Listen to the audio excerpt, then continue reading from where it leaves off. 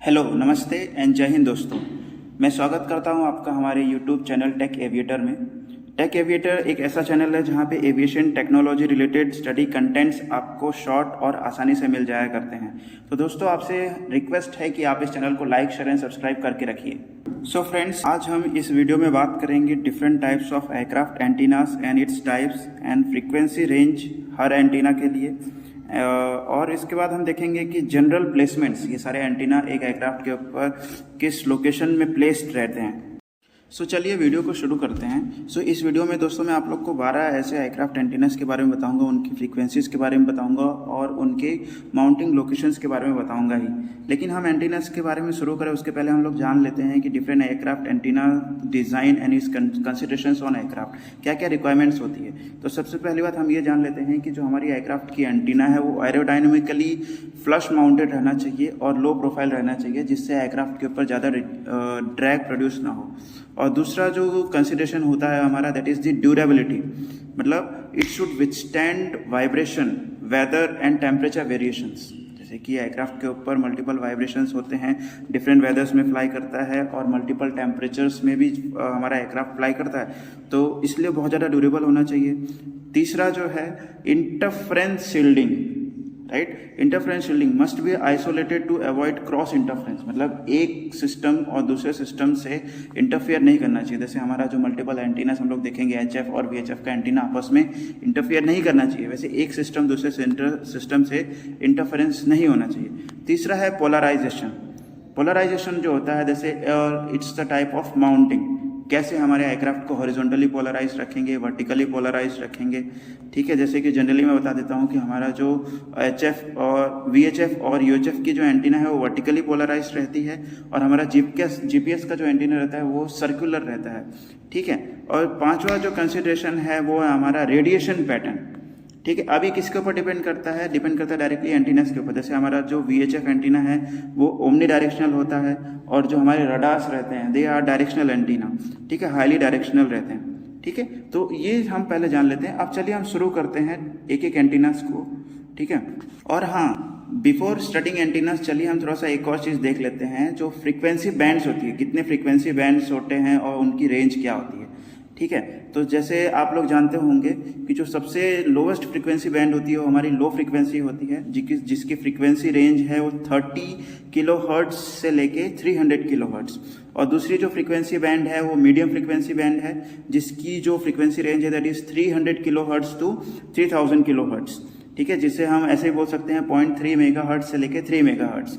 और जो third frequency band है हमारे पास that is the high frequency, उसकी जो रेंज है दैट इज 3 टू 30 मेगाहर्ट्ज। उसके बाद है वेरी हाई फ्रीक्वेंसी, उसकी जो रेंज है that is 30 megahertz to 300 megahertz.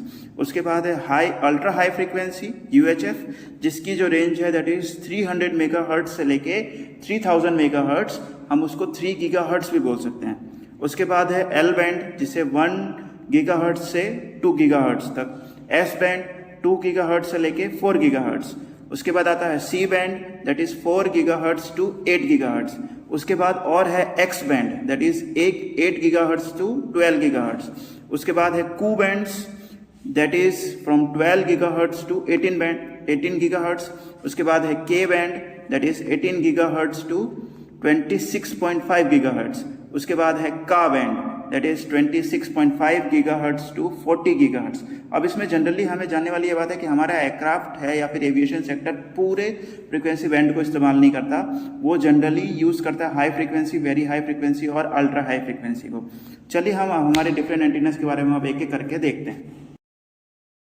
So the very first antenna is VHF antenna. Purpose है उसका वॉइस कम्युनिकेशन और फ्रीक्वेंसी रेंज है 118 टू 137 मेगाहर्ट्ज और कॉमन प्लेसमेंट है फ्यूजलाज के टॉप और बॉटम के ऊपर। ठीक है, जो VHF 1 है और VHF 3 है वो टॉप पे रहते हैं और VHF 2 है वो बॉटम में रहता है। सेकंड है HF antenna, generally used for long range communication और ओशनिक फ्लाइट्स और फ्रीक्वेंसी रेंज है 3 टू 30 मेगाहर्ट्ज और कॉमन प्लेसमेंट है long wire from tail to fuselage तक का।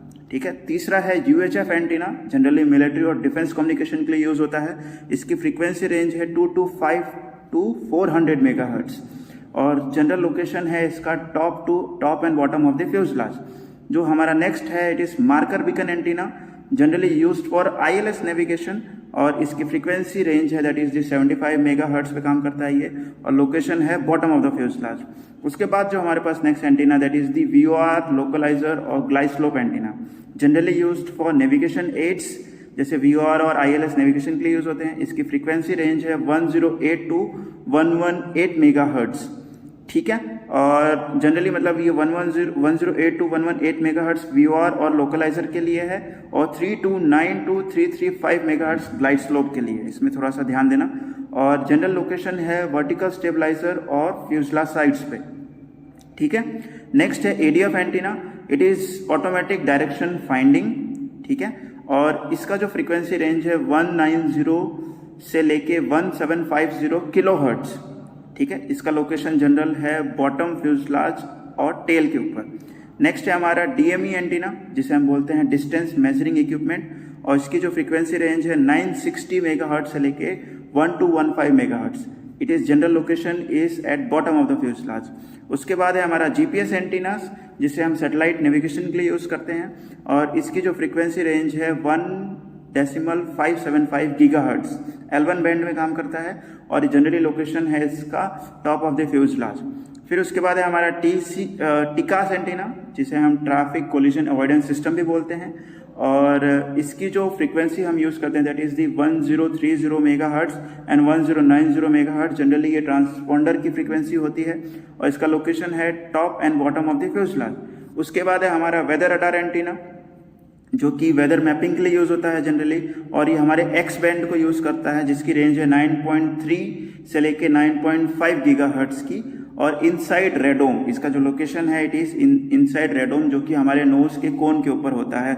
और जो ये जनरली है जो रेडोम होता है ये नॉन कंडक्टर का बनाया जाता है, मेटल का नहीं बनाया जाता। जनरली दी हनीकॉम स्ट्रक्चर का यूज किया जाता है, ठीक है। और उसके बाद है हमारा ELT एंटीना, जिसे हम बोलते हैं इमरजेंसी लोकेशन ट्रांसमीटर।